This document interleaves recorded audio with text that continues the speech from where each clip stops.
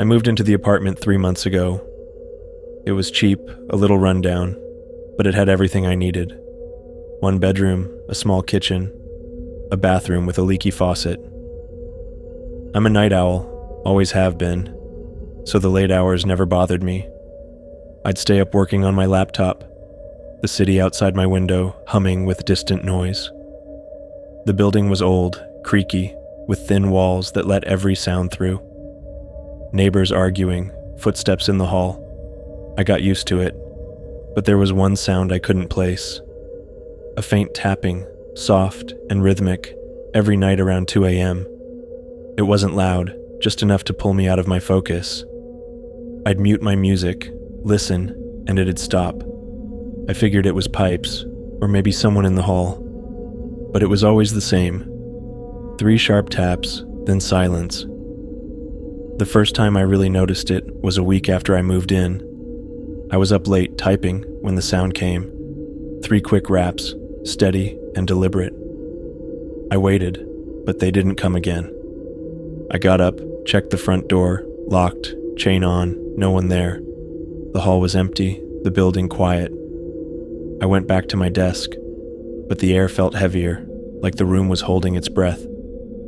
I brushed it off, told myself I was tired, and went to bed. The next night, it happened again. Same time, same rhythm, a trio of soft thuds. I checked the door again, nothing. But this time, I noticed something. The sound wasn't coming from the front door. It was coming from the bedroom. I don't use the bedroom much. I sleep on the couch most nights. It's closer to my desk, and the mattress in there is lumpy. The bedroom's small, just a bed, a dresser, and a closet I never bothered to open. I stood in the doorway, staring into the dark, listening. The sound came again, 3 hollow taps, clear as day, and it was definitely from the closet. I flipped on the light, my chest tight, and slid the door open. Empty, just a few wire hangers and some dust. The back wall was solid, no cracks, no pipes. I tapped it with my knuckles, and it sounded hollow. But that was it. I closed the door, turned off the light, and went back to the couch. Didn't sleep much that night. It kept happening. Every night, 2 a.m., 3 sharp raps from the closet. I started leaving the bedroom door shut, but I could still hear it through the wall. A steady trio of thuds. I'd check every time, even though I knew I'd find nothing. The closet was always empty, the wall always solid. I thought about telling the landlord, but what would I say? My closet's haunted? I'd sound like I was losing it. So I stayed quiet, kept the door closed, and tried to ignore it. But it got louder, more insistent. By the end of the first month, it wasn't just 3 taps anymore. It was 5, then 7, then a relentless rhythm, like someone was pounding to get out. One night, I couldn't take it. The tapping had been going for 10 minutes straight, a barrage of sharp thuds, and I snapped. I grabbed a flashlight, threw open the bedroom door, and yanked the closet open. The back wall was there, same as always, but the sound was louder, closer, like it was right on the other side. I pressed my ear to the wood, and it stopped. Then I heard something else, a low, rasping breath, slow and deliberate, like it was listening back. I stumbled away, slammed the closet shut, and barricaded the bedroom door with a chair. The tapping didn't start again that night, but I heard the breathing through the wall until dawn. The next day, I decided to figure out what was behind that wall. I measured the apartment, paced the hall outside, even knocked on my neighbor's door to ask about the layout. He's an old guy, been here for years, and he looked at me like I was crazy when I asked about the closet. He said there shouldn't be anything behind it, just the outer wall of the building. No space for pipes, no crawl space, nothing. I went back to my place, measured again, and he was right. The closet backed up to the exterior. There shouldn't have been anything on the other side. That night, the tapping didn't come, I sat on the couch waiting, but it was quiet. I almost felt relieved until I heard a new sound. A creak, slow and heavy, like wood bending under weight. It was coming from the bedroom. I crept to the door, pushed it open, and froze. The closet door was open, just a crack. And the back wall, it wasn't a wall anymore.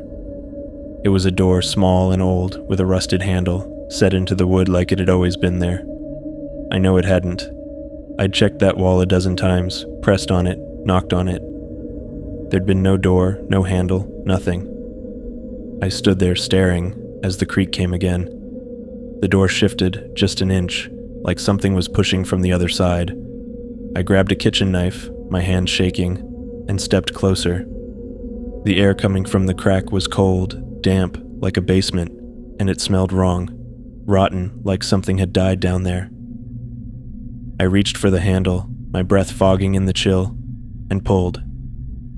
The door opened with a groan, revealing a narrow staircase descending into the dark. The steps were stone, slick with moss, and the walls were rough, like they'd been carved out of the earth. I couldn't see the bottom, just blackness, thick and heavy, swallowing the light from my flashlight. I heard the breathing again, louder now, coming from below. It wasn't slow anymore. It was quick, ragged, like something was excited. Then a sound, soft and wet, like bare feet on stone, climbing up. I slammed the door shut, my heart in my throat, and dragged the dresser in front of it. The tapping started again, a series of hard thuds, but it was different, heavier, like it was right against the door. I backed out of the bedroom, locked the apartment door, and ran down the hall, down the stairs, out into the street. I didn't stop until I was blocks away, standing under a streetlight, shaking. I haven't gone back. I left everything, my laptop, my clothes, everything. I'm staying on a friend's couch now, but I can't sleep. Every night at 2 a.m., I hear it. A faint trio of taps, soft, like it's far away. But it's there. I don't know what was down those stairs. Don't know what was breathing, climbing toward me. But I know it's not done. I can feel it, waiting, listening for me to come back. If you ever find a door that shouldn't be there, don't open it. Don't even touch it. Just run. That's where that story ends. A door, a staircase, and something climbing closer. It's the kind of thing that makes you question every creak in your own home. But while I was still reeling from that one, another tale found its way to me. And it's just as haunting. This time, it's not a door that shouldn't be there. It's a light that won't stay off. Something's up there, and it's not what you'd expect. Here's the next one. I've lived in this house my whole life. It's old, built by my great-grandfather, passed down through the family, the kind of place with creaky stairs, stained glass windows, and a basement that always smells like damp earth. I never minded its quirks until last summer. That's when I noticed the light in the attic. It's a single bulb, bare and dusty, hanging from the ceiling on a frayed cord. I don't go up there much, just to store old boxes or holiday decorations, but I'd always turn the light off when I left. Always. I'm sure of it. It started in June. I'd gone up to grab some camping gear for a trip with friends. The attic was the same as ever. Cluttered, cobwebs in the corners, the air thick with the smell of mildew. I flicked the switch by the stairs, and the bulb buzzed to life, casting a weak yellow glow over the mess. I found the tent, turned the light off, and went back down. The next morning I glanced up at the attic window from the yard while packing my car. The light was on. I could see the faint glow through the grimy glass, steady and unblinking. I figured I'd forgotten to turn it off, even though I could have sworn I did. I went back up, flipped the switch, watched the bulb go dark, and left. I was gone for the weekend, camping by a lake a few hours away. Got back late Sunday night, exhausted, and crashed on the couch. Woke up around 3 a.m. to a faint hum, like an electrical buzz, coming from above. I looked up at the ceiling, and there was a soft glow seeping through the cracks in the floorboards. The attic light was on again, I dragged myself upstairs, the hum growing louder with every step, and opened the attic door. The bulb was glowing, brighter than I remembered, almost pulsing. I turned it off, the hum stopped, and I went back to bed. Didn't sleep much after that. It kept happening. Every few days, I'd notice the light on, sometimes in the middle of the night, sometimes during the day. I'd go up, turn it off, and a few hours later, it'd be back on. I checked the switch, the wiring, even called an electrician. He said everything was fine, just old, and suggested I replace the bulb. I did. Bought a new one, screwed it in, turned it off. That night, I woke up to the hum again.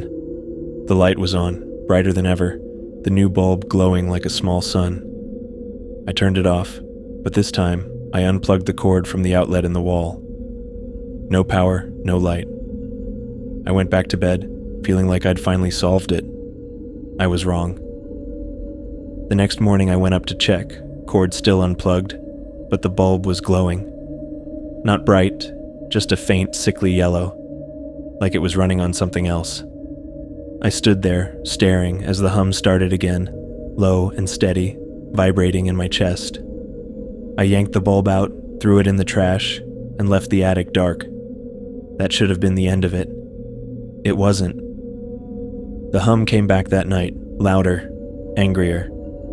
I went up, and the socket, empty, no bulb, was glowing. A faint, pulsing light, coming from nothing. The air was heavy, like a storm was coming, and the hum turned into a whisper, soft and garbled, like a voice trying to break through static. I couldn't make out words, but it felt alive. I slammed the attic door shut, locked it, and stayed downstairs. The whisper followed me, seeping through the floor, circling the house. I'd hear it in the kitchen, the hallway, even the basement. Always faint, always there. I started noticing other things. Shadows in the attic window when the light was off, moving slow, like someone pacing. Footprints in the dust up there, too small to be mine, circling the spot where the bulb hung. And the temperature. It'd drop, sudden and sharp, whenever the hum started. I'd see my breath in the middle of summer, the air so cold it burned my lungs. I tried to ignore it, told myself it was the house, the wiring, anything but what I was starting to think. Last week, I couldn't take it anymore. The whisper had gotten clearer, still no words, but a tone, like it was calling me. I went up, unlocked the attic door, and stepped inside. The socket was glowing again, brighter, the light casting jagged shadows across the room. The whisper turned into a hiss, sharp and close, like it was right behind me. I turned, and the shadows moved, fast, darting across the walls, circling me. I backed toward the stairs, but the door slammed shut, the lock clicking into place. The light flared, blinding, and the hiss became a scream, raw and endless, filling the attic until I couldn't think.